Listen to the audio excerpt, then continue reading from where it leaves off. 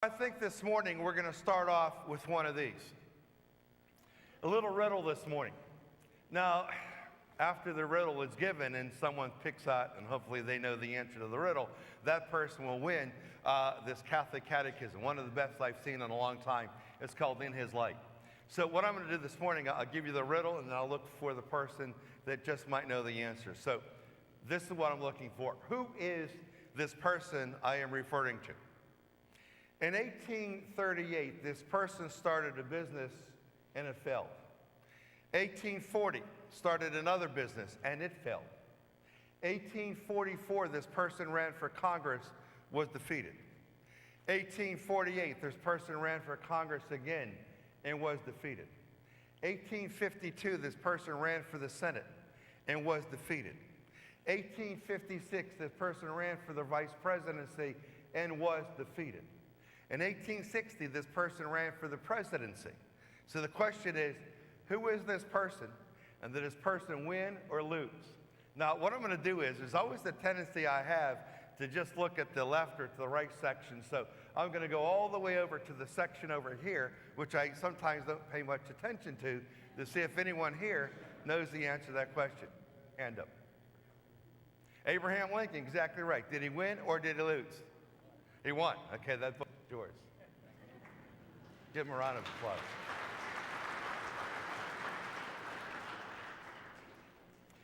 Abraham Lincoln believed it's important in life to defeat defeat. His tenacity, his character was predicated on his desire never to surrender. And it turns out to be that's the key point of today's gospel reading. Now, the gospel comes out of the 21st chapter of John, verses 1 to 14 inclusive. And as we know, Jesus handpicks his 12 disciples. They were all different. They all had imperfections. But every one of these 12 disciples possessed one character that Jesus is looking for as he handpicked them. There was something about every one of these men that he loved. That's why he selected them. He overlooked their imperfections because he favored this one quality. So let's take a look at verse 3, 4, and 5 of the 21st chapter of John. It says there, so they went out. That's a reference to the disciples of Jesus. 7 out of the 12 disciples of Jesus are mentioned in the gospel reading I just read.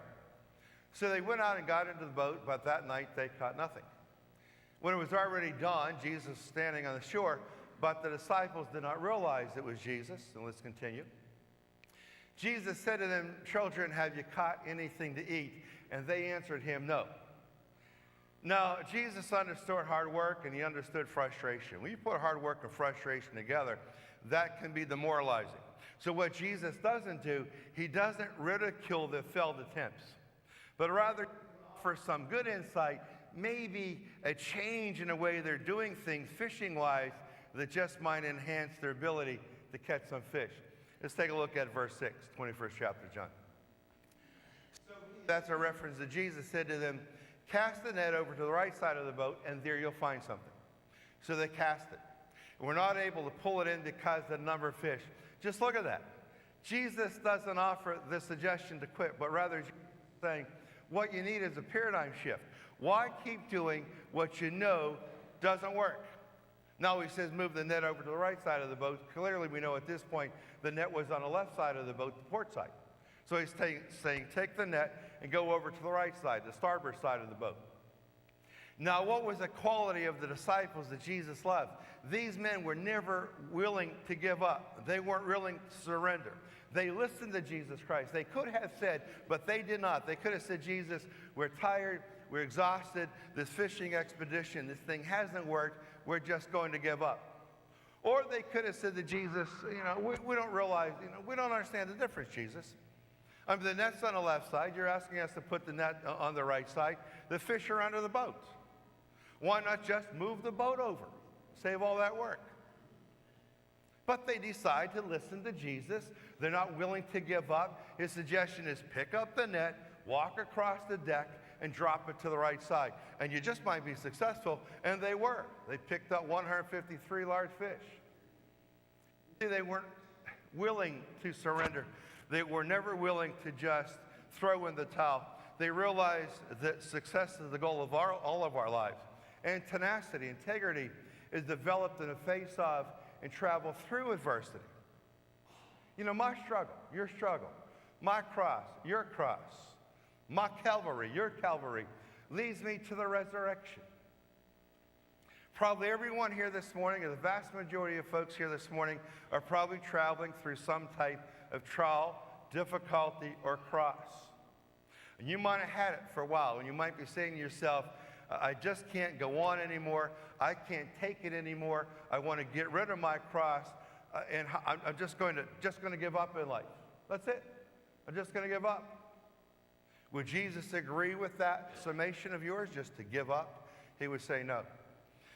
The quality he looked for in every one of his disciples, the fact that they were never willing to surrender. They were never willing to give up. He needed that, because he's going to send these men out into the mission territory, and they're going to have some rough days, some very tough moments. He realized that.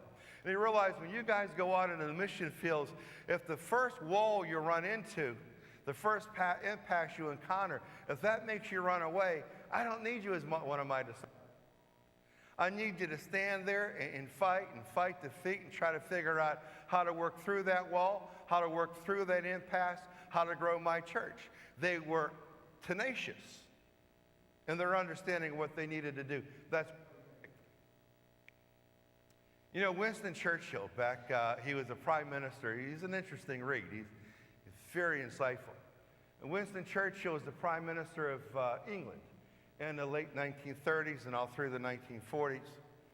He himself had trouble in school. He nearly flunked out of high school, nearly flunked out of college. Winston Churchill could not grasp the English language. It was just a battle for him. But he overcame that. He never surrendered. He never gave up. He became one of the great orators of his time, speakers. And in 1952, Oxford University invited Winston Churchill over to the university to give the commencement address. And they say it was the greatest commencement address of all time. So I looked at it, I studied it, I said to myself, I am going to share with the people at Mass this morning his entire commencement address to the Oxford University graduates, 1952. So I put a lot of work into this thing, so I just have to collect myself. I'm going without any notes, So you might be saying to yourself, I don't know how long that thing's going to take. So this is commencement address, 1952, Oxford University, by Winston Churchill. I studied this thing in its entirety, so let me just collect my thoughts. Try not to distract me. Okay. He walks up to the podium, and he looks out to the students, and he says this. He said, never give up. And then he sat down. I knew I could get through it. I put a lot of time and effort into it, and I said to myself, I could do it without notes. That's a powerful address to people just starting their lives. Because he realized what? As a high school graduate, as a college graduate, he realized that you're moving out into the world, and you're going to have some good days, but you're going to have some very difficult days and very dark days. And he gave them advice that would take them the rest of their lives if they're willing to listen to and live it. And never give up. Just keep pushing forward.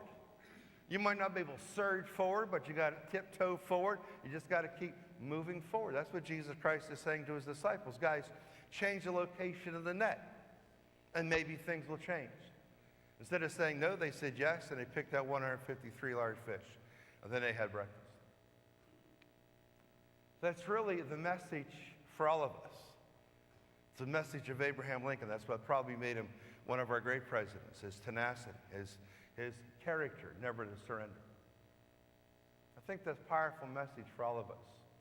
Whatever cross you carry this morning, no matter how long you've carried that cross and how difficult it might be, and on those mornings when you wake up and you say to yourself, I just can't continue on, I'm exhausted, you must say to yourself, I'm going to carry my cross, I'm going to carry it well, I'm going to stand tall, I'm going to stand straight, I'm going to look forward, and I'm going to do what Winston Churchill told the graduates back in 1952, Oxford University.